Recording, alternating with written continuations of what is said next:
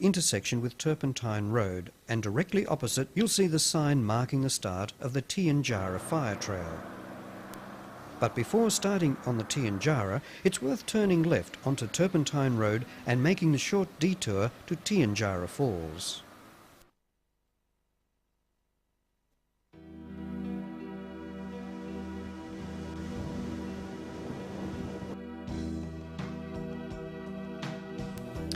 A few hundred metres down the road, turn left again into the access track which leads to the car park, and from there it's a short walk to the viewing area. We made a separate trip after a spell of wet weather to see the falls at their best.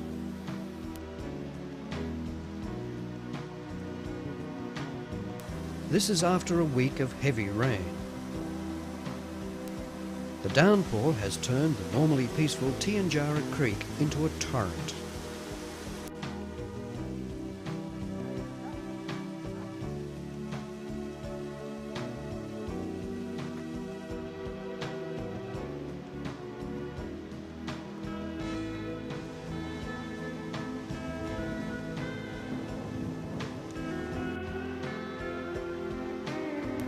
It cascades over the rim and pounds the rocks at the base of the cliff before dissolving into a spray so fine it looks more like smoke than water.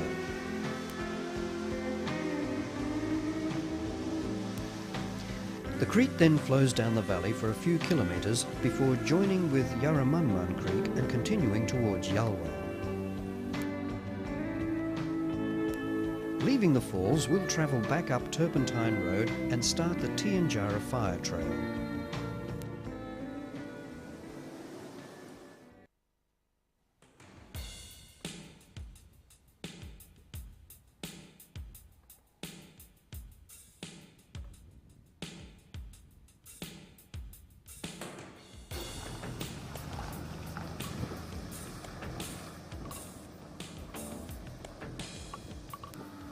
The Tianjara Fire Trail provides access to the southeastern section of the Moreton National Park.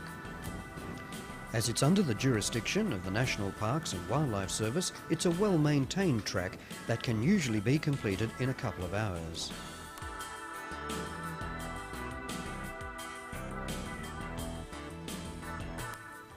However, it's a far more picturesque track than the Yarramunmun and worth exploring thoroughly.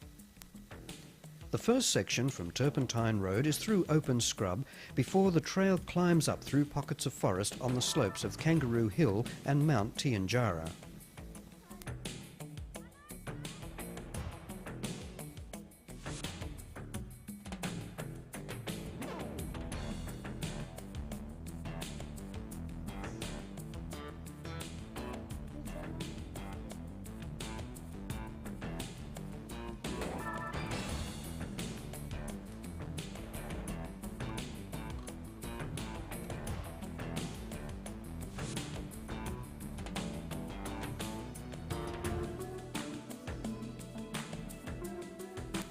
From this elevated position, the track affords stunning views of both the coast and the spectacular Buduwang Mountains.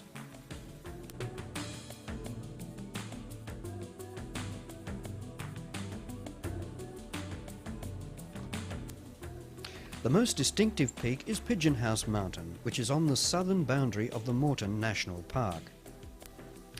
First sighted and named in April 1770 by Captain Cook as the bark Endeavour sailed northwards along this coast. Cook thought the peak resembled a dove house, hence the name. At 721 metres above sea level, the 3-hour hike to the summit is popular with bushwalkers. Another attraction of the Illawarra region is its wildflowers. Even at this height, wildflowers do well. The reduction in daytime temperatures is negligible, and the relatively high rainfall makes for near ideal conditions. If you make your trip in springtime, you'll find the sides of the track ablaze with colour. Between September and November, the bushland comes to life as many species begin to flower, and there are opportunities on both the Yarramunmun and Tianjara fire trails to enjoy them.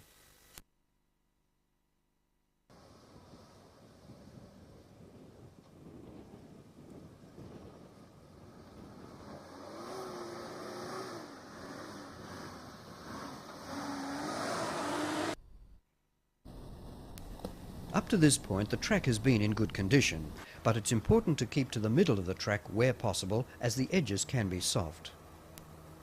If you pull over to let another vehicle pass, you may get stuck.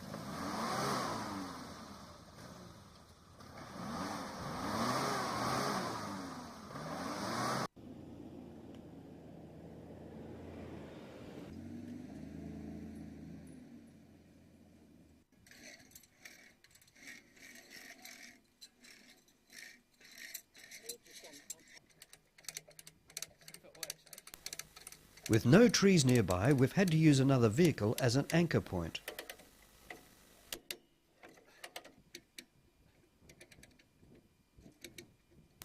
Then the Suzuki is gradually pulled free of the mud with a hand winch.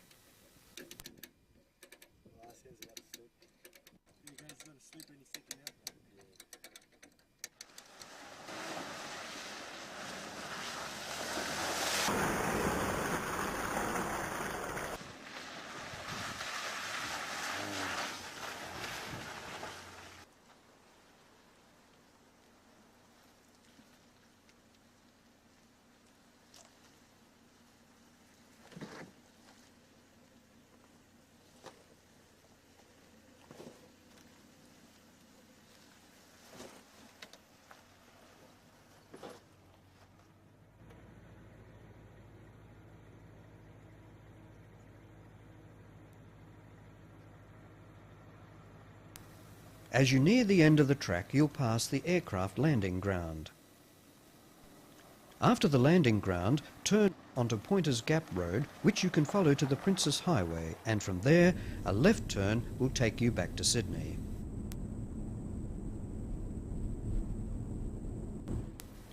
But before you head back to Sydney, it's worth visiting the Naval Aviation Museum at HMAS Albatross. Established in 1974, the museum documents Australia's naval aviation history. There are displays of historic aircraft and weaponry, all undercover in a purpose-built hangar.